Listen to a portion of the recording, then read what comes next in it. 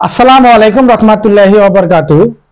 IPS বনাম solar system, আপনারা ভাবছেন যে কোনটা ব্যবহার করবেন, আইপিএস ব্যবহার করলে ভালো বা ইউপিএস ব্যবহার করলে ভালো না সোলার সিস্টেম করলে সব ভালো। তাহলে আপনারা এই ভিডিওর মাধ্যমে আমি আপনাদেরকে ক্লিয়ার করব আইপিএস বা ইউপিএস বনাম সোলার সিস্টেম করলে ভালো না কোনটা করলে ভালো, বা খরচ কোনটা কম বা বেশি বা লাভজনক কোনটা সেটা আমি আপনাদেরকে দেখিয়ে দেব। এমনকি বিদ্যুৎ বিল কোনটা বেশি আসে এই নিয়েও আলোচনা করব। সোলার সিস্টেম কি বিদ্যুৎ বিল বেশি, না আইপিএস সিস্টেম ইপিএস সিস্টেম করলে বিদ্যুৎ বিল বেশি আপনাদের দিতে হয়, বা আপনারা বিদ্যুৎ বিলই দেওয়া লাগবে না এরকম সিস্টেম যদি আপনারা করেন তাহলে এটা সবচেয়ে ভালো হয়। তো কি করলে আপনার বাসাবাড়ির জন্য ভালো সেই বিষয়ে আলোচনা করব। আশা করি ভিডিওটি আপনারা ধৈর্য সহকারে দেখতে থাকবেন। প্রথমে যদি আমরা আইপিএস সিস্টেম আলোচনা করি, আইপিএস বা ইউপিএস একই কাছাকাছি, যেহেতু শুধু মুড চেঞ্জ বা একটা ফাংশনালি চেঞ্জ। আইপিএস বা ইউপিএস কোনটা ব্যবহার করবেন, আইপিএস বা ইউপিএস, আইপিএস ব্যবহার করেন বা ইউপিএস ব্যবহার করেন, দুইটা প্রায় সেম। এখন আপনার আইপিএস যদি ব্যবহার করেন সেই ক্ষেত্রে বিদ্যুৎ বিলটা কিরকম আসবে, বা সোলার সিস্টেমটা যদি ব্যবহার করেন বিদ্যুৎ বিলটা কিরকম আসবে। তো আপনার বাসা বাড়িতে যে লোড গুলো আছে, যদি আইপিএস সিস্টেম করেন বা সোলার সিস্টেম করেন, যেমন ধরেন আপনার ফ্রিজ, রাইস কুকার, ইলেকট্রিক চুলা, ইলেকট্রিক কেটলি, ইলেকট্রিক আয়রন, এগুলো তো আপনি আইপিএস দিয়ে চালান না, যেহেতু এগুলো ভারী লোড। সেই ক্ষেত্রে সোলার সিস্টেমও আপনি এগুলো চালাবেন না, পার্থক্য একটা বের হলো।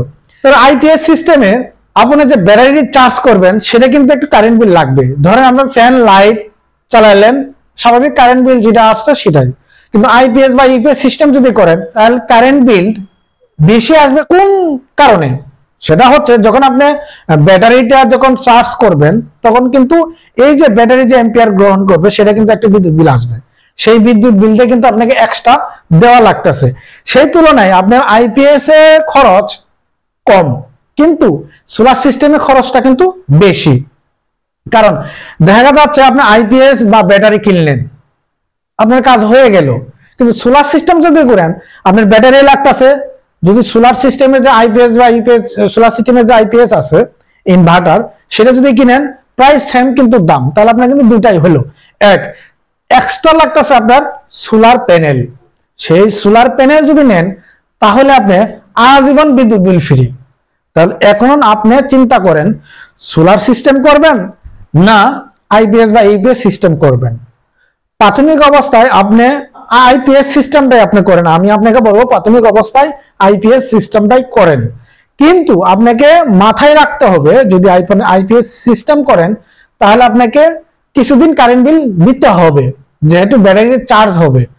আর আইপিএস সিস্টেমটা এমন ভাবে কিনবেন যাতে সোলার সিস্টেমে আপনি ব্যবহার করতে পারেন। যে ইনভার্টার টাইপ যে আইপিএস গুলো আছে সেগুলো আপনি কিনেন, তাহলে আপনি পরবর্তীতে যে পরিকল্পনাটি আছে কারেন্ট বিল দিবেন না বা কারেন্ট খরচ করবেন না, বিদ্যুৎ বিল দিবেন না, সেক্ষেত্রে আপনি 1 বছর পরে হোক বা 6 মাস পরে হোক, যখন আপনার কাছে টাকা থাকবে তখন একটা শীতের ভিতরে সোলার প্যানেল কিনেন আপনার লোড অনুযায়ী।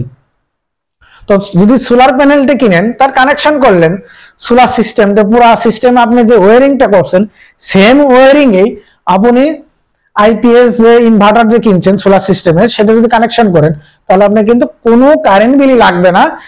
শুধু যখন সূর্য থাকবে ব্যাটারি চার্জ হবে, আর ব্যাটারি চার্জ করতে গেলে আপনার কাছে কোনো টাকা লাগতেছে না, যেহেতু আপনি একবারে ইনভেস্ট করছেন সোলারের কেনার জন্য। এক্সট্রা টাকা দিয়ে আপনি সোলার যেহেতু কিনছেন ওই ইনভেস্টটাই আপনার 20 বছর মতো চলবে।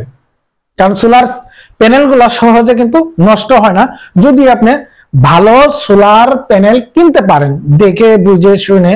এমনকি ব্র্যান্ড কোম্পানি যেগুলো আছে মনো অরিজিনাল যদি আপনি কিনতে পারেন তাহলে আপনার 20 বছরের মধ্যে কোনো চিন্তাই করা লাগবে না। সেই ভালো মন্দ দেখার দায়িত্ব কিন্তু আপনার, বা চিন্তাধারাও কিন্তু আপনার।